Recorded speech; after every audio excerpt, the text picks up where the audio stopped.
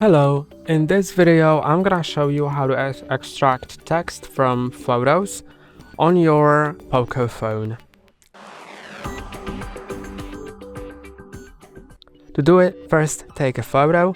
I've already taken it, so I can go to the gallery and find my photo.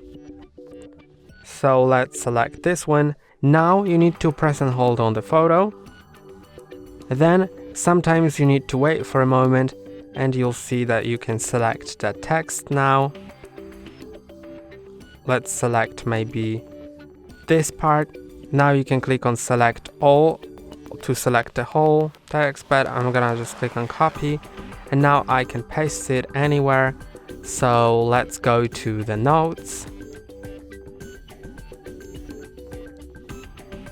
which I'm gonna search for. Okay. And now let's create a new note and I can paste it here.